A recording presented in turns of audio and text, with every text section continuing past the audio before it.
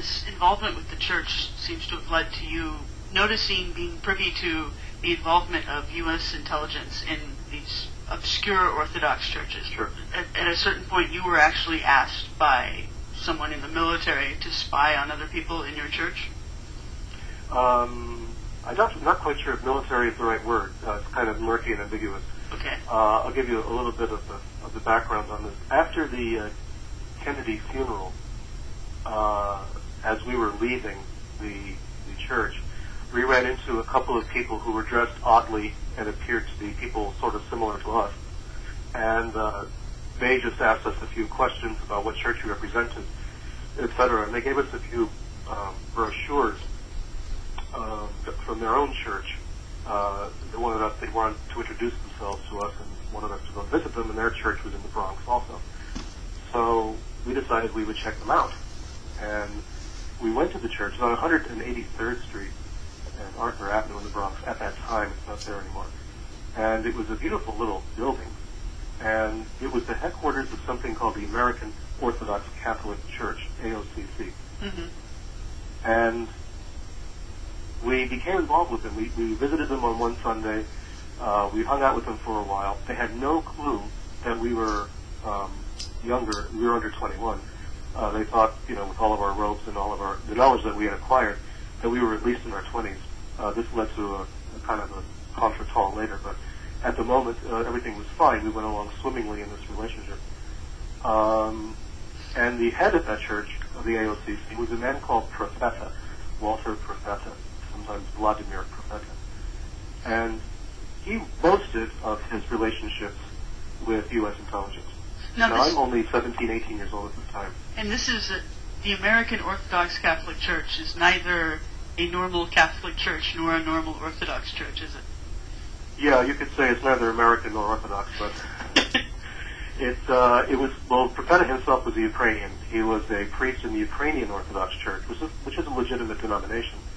And for reasons that are too long probably to go into here, he left the Ukrainian church and started this American Orthodox branch.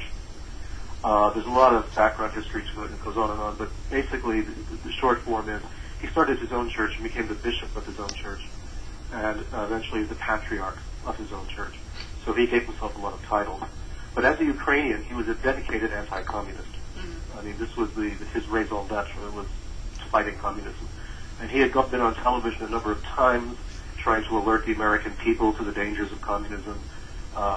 He was a specialist in promoting the news about the Katyn Forest massacre, which the Soviets had instigated, killing a lot of Ukrainian people and burying them in ditches and all that sort of thing. So he was a prominent anti-communist. And he showed me once a letter that he received from Thomas Dewey, promising him he would be the White House chaplain when Dewey won the presidency.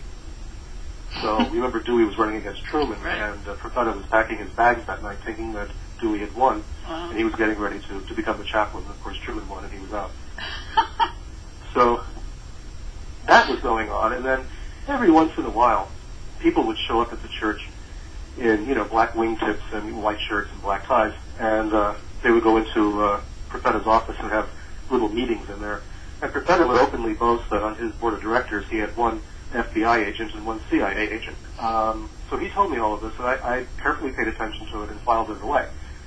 Little did I know the extent of his operation until years later when I began to read the declassified Kennedy assassination files and find out that the AOCC was kind of prominent, at least in Jim Garrison's mind, when he was conducting his investigation in New Orleans. Because David Ferry belonged to it, Jack Martin belonged to it. A lot of the supposed co-conspirators in the Kennedy assassination were members of the AOCC. They were not just lay members, they were bishops, priests and bishops of the church. Wow. So I conducted investigations later, as late as 5 years ago or so, meeting some of these bishops who were still alive and having correspondence with them and interviewing them, and it's a wild story. It's unbelievably strange. Profeta had managed to get Hoover to give him a kind of, I don't know what you would call it, a kind of blessing to start the church, and he was using the FBI security people to check the references of people who wanted to become bishops in his church. I mean, it was a very incestuous relationship between the AOCC and the FBI. The AOCC was used to move agents into and out of the country, even when I was there. During the Biafran Civil War in Nigeria, we had a bishop, a so-called bishop, come in from Nigeria to be consecrated a bishop in New York by Profeta and sent back into Nigeria. Could never figure what that was all about. But this bishop was the anti-Biafran forces. He represented the nationalist forces, you know. So wherever there was a good side or a bad side, Profeta was always on the bad side of any conflict, you know. So I met this guy myself. I mean, I was there at the airport to welcome him into the country, and his name was Aluya, but it was Holy Prophet Aluya. That was his name. So in his ordination or consecration documents, he's there as Bishop H.P. Aluya. You know, Bishop Holy Prophet Aluya. I mean, I wasn't even sure if this guy was Christian. I think he was bishop in the church. There was always an intelligence angle to everything Profeta was doing. There was always some weird agenda. There were always some strange people coming in and going out.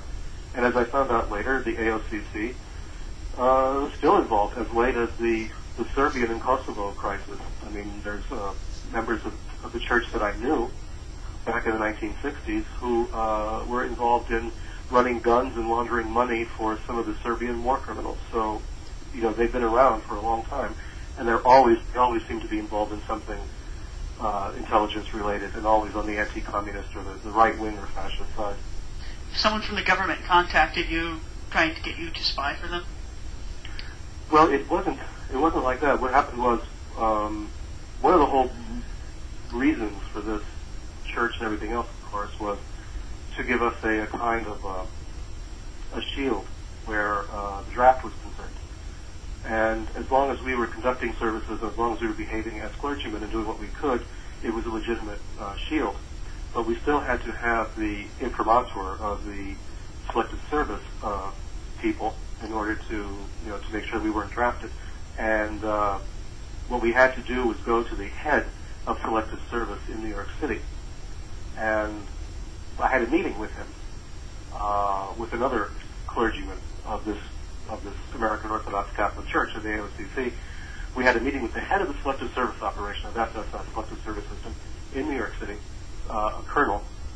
He had the rank of colonel in the army, I suppose, but he wore civilian clothes, and very sort of John, or let's say Alan Dulles appearance, you know, patches on the elbows, a tweed jacket, mustache, and pipe. And he sat there and he gave me the 4D status, which is the ministerial deferment, right there. But normally you don't get that from the head of selective service, right? It's something that's processed through paperwork. Right. But this was done face to face, and there was an understanding, you know, that we're all in this thing together, and that the Orthodox churches are somewhat suspect. You know, some of the Russian churches were running spies into the U.S. from Moscow. Oh. We knew this. This was even covered in the newspapers at the time. Okay. So there was this understanding there was going to be a quid pro quo. So for you to spy on other clergy for the government, right, in exchange for your draft for my deferment. status, for my deferment, right. Okay. And so, did you actually do this for a while? Did you report? Well, there was nothing to report. Okay. You know, it was all sort of stupid. I mean, we would go to the Russian Orthodox Church because we were trying to form relationships with other Orthodox churches